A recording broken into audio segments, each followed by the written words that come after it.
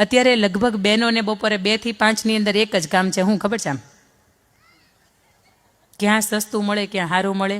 એમાં અમારા સુરતના શગુન ફેશનવાળા, હા 10માંથી 2 કે 3 રીલ્સ આવતી એટલે તમને એમ થાય એક વખત તો ત્યાં જવું જ છે, કેટલું સસ્તું મળે છે. પણ તમને 25 તારીખ વટાવે અને હપ્તાની કોઈ જાતની ચિંતા નથી. પણ આ પુરુષોને પૂછો, 25 તારીખ વટે ને પછી માથામાં 2-4 વાળ ખડતા હોય ને તો 15-20 વધારે ખરવા માંડે. શું કામ? એને ચિંતા છે કે હપ્તાને ક્યાંથી લાવશું, આ ભરશું ક્યાંથી. પણ એ ચિંતાની અંદર કદાચ તમે સાથ આપી શકો ને, મેં તમને કહ્યું એમ કે ધર્મ, અર્થ, કામ ને મોક્ષ. બીજો ફેરો અર્થનો ફેરો છે, ધર્મનો, કે મારા પતિ જ્યાં ધર્મનું કામ કરતા હશે ને ત્યાં હું સાથે રહીશ. બીજો ફેરો અર્થનો ફેરો છે કે મારા પતિ કદાચ ઘર ચલાવવામાં ઓછા ઉતરતા હશે, અથવા તો એની પાસે એટલી આવક નહીં હોય કે ઘર ચલાવી શકે, ત્યારે હું મારાથી બનતો પ્રયત્ન કરીશ ને મારું ઘર ચાલે. કામ એટલે આ સંતાન, આ પરિવારને હું દેવા માટે આવી છું. આ પરિવારનો એક દીકરો છે ને એને છીનવી લેવા માટે નથી આવી. અને ચોથો ફેરો મોક્ષને, કે કદાચ યમરાજા લેવાય આવે ને તો એને એટલું કહી દેવાનું છે કે પહેલાં મારો જીવ જોતો હોય ને તો લઈ જાઓ, મારા પતિને હજી અહીં રહેવા દો. આ ધર્મ, અર્થ, કામને મોક્ષના 4 ફેરા પર્યા પછી તમને આગળ એક નામ લાગે છે, એક ઓળખાણ લાગે છે. અને ઓળખાણની અંદર એટલી પણ મારે વાત કહેવી છે કે જ્યારે પતિ એના જીવનની અંદર આર્થિક કટોકટીમાંથી પીડાતો હોય ને ત્યારે તમે શું કરી શકો. આ એક સુરતનો જ એક પ્રસંગ છે કે કોરોના પછીનો સમયગાળો, એટલે જ્યારે 10-12 વર્ષ થયા એ દંપતીના લગ્નને, અને કોરોના પછી એટલી બધી એને આર્થિક કટોકટી એ પરિવારને લાગુ પડી કે ઘરની અંદર 10-12 વ્યક્તિ રહેતા હતા, પણ એ 12 વ્યક્તિને કેટલી બધી કોરોનાની માંદગી લાગુ પડી. કોઈના મેડિક્લેમ હતા નહીં, એટલે ઘર આખું ધોવાઈ ગયું એવું કહી શકાય. કે ધંધા છૂટી ગયા, નોકરી છૂટી ગઈ, ધંધાની અંદર લોસ ગયા, ઘરના મકાન હતા એ વેચાઈ ગયા, અને ગાળા ટાઈપની અંદર ભાડે રહેવા આવી ગયા. દીકરીએ B.Pharm કરેલું, પણ જે તે સમયે દીકરીને ના પાડી હતી કે જોબ તો નથી જ કરવાની, ઘરને હાંચવો. અને દીકરીએ સ્વીકારી લીધું હતું, કંઈ વાંધો નહીં, મારા પપ્પાએ પેટ પાટા બાંધીને મને B.Pharm કરાવ્યું, પણ ઘરે નોકરી નથી કરવાની, વાંધો નહીં, સાચવો બધાને. પોતાના સંતાનમાં 2 દીકરા. લગ્નના 12 વર્ષ પછી જ્યારે આવી કટોકટી આવી ને એટલે તરત વિચાર આવ્યો કે મારી પાસે શિક્ષણનો તો કરિયાવર છે ને, હું મારા પરિવારને પૂછી જોઉં, જો મને એ નોકરી કરવા દે અથવા તો મારી આવડત ઉપર મને કામ કરવા દે ને તો હું પરિવારને ક્યાંક મદદરૂપ થઈ શકું. અને એ પરિવારની અંદર 15-20 લાખનું કરજ ઊભું થઈ ગયું હતું. દીકરાની વહુને એવું કહેવામાં આવ્યું, કંઈ વાંધો નહીં બેટા, તમારાથી થાય એટલું કરો, પણ એટલું ધ્યાન રાખજો કે અમને હાચવતા અને ઘરની અંદર રહીને થાય ને તો કરજો. દીકરાની વહુએ સવારથી લઈને સાંજ સુધીમાં 4 થી 5 અલગ અલગ CBSE ટ્યુશનની પાળી શરૂ કરી. પોતાને મહેંદી આવડતી હતી, પોતાના અંદરની અંદર કોઈ પણ વ્યક્તિને મહેંદી શીખવી હોય કે મહેંદી કોઈકને કરવી હોય ને તો એના માધ્યમથી એને બીજાની ઘરે મૂકવા જવાનું, એટલે એના અંદરમાં એના 200 જેટલી દીકરીઓને એ કમિશન ઉપર, એના કામ ઉપર રાખી કે ભાઈ કોઈને પણ મહેંદી મૂકવી છે ને તો આ દીકરીનો સંપર્ક કરે એટલે આ વ્યક્તિ ત્યાં જાય, મહેંદીના જેટલા આવવાના હોય ને એમાંથી એને કમિશન મળી જાય. બીજું કે દીકરીને ચિત્રકામ ખૂબ ફાવતું હતું, સરસ મજાના પેઇન્ટિંગ, પોતે પોર્ટ્રેટ દોરે અને ઇન્ટરનેશનલ લેવલના જે પણ એક્ઝિબિશન થાય ને એની અંદર પોતે મોકલે અને ડોલરની અંદર એની કમાણી શરૂ થાય. આવા 4-5 પોતાની આવડત મુજબ, પોતાની ક્ષમતા મુજબ અને પોતાના કળા કૌશલ્ય મુજબ એક ધંધા છે એ શરૂ કર્યા, ઘરની અંદર બધાને સાચવતા. અને આખરે 1 વર્ષના અંતરાલ પછી 1 વર્ષના અંતે 11,89,000 રૂપિયાની કમાણી કરે સાહેબ. અને કહેતા બહુ ગર્વ થાય કે એમાંથી 10 લાખ રૂપિયા પોતાના પરિવારની અંદર પોતાના પતિનું જે કરજ હતું ને એ ભરે.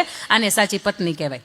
જીવનની અંદર કટોકટીનો સમય આવે, જીવનની અંદર આર્થિક તંગીનો સમય આવે, બાપને આંગણે જેવી રીતે ઉછર્યા હોય ને એવા ત્યાં તમે જાઓ ને તો એવું તમને નહીં મળે. અને તમારી મારી સામે સીતાજીનું શ્રેષ્ઠ ઉદાહરણ છે કે એની પાછળ એના ફૂલ ગૂંથી દેવાવાળા હોય, એને માથું ગૂંથી દેવાવાળા હોય, એને સ્પ્રે છાંટી દેવાવાળા હોય, એને ભોજન બનાવી દેવાવાળા હોય, એની પથારી કરી દેવાવાળા હોય. આવા એ મિથિલાની અંદર પોતે ઉછર્યા હતા. અને અહીંયા આવ્યા ને 14 વર્ષના વનવાસની અંદર આ બધું સુખ એક ઝાટકે ચાલ્યું ગયું. પણ તેમ છતાંય તે જ્યારે અગ્નિની અંદર સમાયા, ધરતીની અંદર એ અગ્નિ પરીક્ષામાંથી પસાર થઈને ધરતીની અંદર સમાય ને ત્યારે 2 હાથ જોડીને પ્રભુ શ્રીરામને એવું કીધું હતું કે ત્વમેવ ભરતા ન ચ વિપ્રયોગ, જન્મો જન્મ મળો ને તો તમે જ પતિ સ્વરૂપે મળો. પણ કદાચ આજની સિયા એવું કહેતી હશે કે હવે તમે ભટકાતા નહીં, આ જન્મ આપણો છેલ્લો જન્મ, હવે આ આવતા જન્મે તમે ભટકાવો ને તો હું મારો રસ્તો બદલી નાખીશ, પણ તમે નહીં આવતા. પણ આ સમજણનો કરિયાવર છે એ તમે લઈને તમારા સાસરે જાઓ છો ને તો ચોક્કસ એટલું કહી શકાય. મહેશભાઈ, આ માધ્યમથી જ્યારે અહીંયા વાત કરવાની છે ને ત્યારે એટલું ચોક્કસ કહેવું છે કે મારા ખુદના લગ્ન થયા અને એના 11-12 વર્ષ થયા, અને એની અંદર મને મારા પપ્પાએ સમજણનો એક કરિયાવર આપ્યો છે, મારા મમ્મીએ આપ્યો છે, સાસુબાઈ અને સસરાએ, આ 4 વ્યક્તિએ જે સમજણનો કરિયાવર આપ્યો છે ને આની ઉપર હું એક 365 કોટનું એક પુસ્તક લખું છું, કરિયાવરમાં આપું છું. એટલે એક ત્રાજવું છે ને એક બાજુ સંપત્તિ છે બધી અને એક બાજુ એ કરિયાવરમાં આપું છું, એ પુસ્તક છે. આવતા વર્ષે આપણે જ્યારે લગ્ન છે ને ત્યારે આપણે એનું વિમોચન ગોઠવી નાખીએ. એની અંદર 365 અલગ અલગ નાના નાના વાક્યો છે. આ તમારી 20 ને 21 તારીખે લગ્ન થાય ને ત્યારથી વાંચવાની શરૂઆત કરવાની. બંને એક વ્યક્તિ નહીં વાંચવાનું, બંને વાંચવાનું. આજના દિવસનો કોટ કયો છે તો કે એ વાંચીને આખો દિવસ એની ઉપર 2-5 મિનિટ વાત કરવાની, પછી ફેરવી નાખવાનું, પાછો બીજા દિવસે બીજો કોટ આવશે. આ 365 એટલે તમારી પહેલી એનિવર્સરી આવશે ને ત્યારે આખું પુસ્તક પૂરું થશે. પછી એ પુસ્તકને ફરીથી બીજી વખત રિપીટ કરવાનું છે. 2 એનિવર્સરી પૂરી થાય એટલે ચોક્કસ એટલું કહી શકાય દુનિયા આમ નહીં આમ થઈ જાય, આ ગ્રહ કદાચ પૃથ્વી અહીંથી ઉડીને મંગળની આગળના ભાગમાં વહી જાય ને તોય એ 365 કોટ 2 વખત 2 દંપતીએ વાંચ્યા પછી ચોક્કસ તમે 2 વ્યક્તિ એટલું નક્કી કરી શકો કે ગમે એ થાય આપણું લગ્ન જીવન ક્યારે ભાંગવું જોઈએ જ નહીં. કારણ કે આ નાનકડા નાનકડા વિધાનો છે ને એની અંદર એટલી બધી તાકાત છે. અને એ કદાચ 12 વર્ષથી હું લખું છું અને અત્યારે હવે લખાશે એટલા માટે કે 365 શિખામણો ભેગી કરવા માટે મારે અમુક સમયમાંથી પસાર થવું પડ્યું હતું.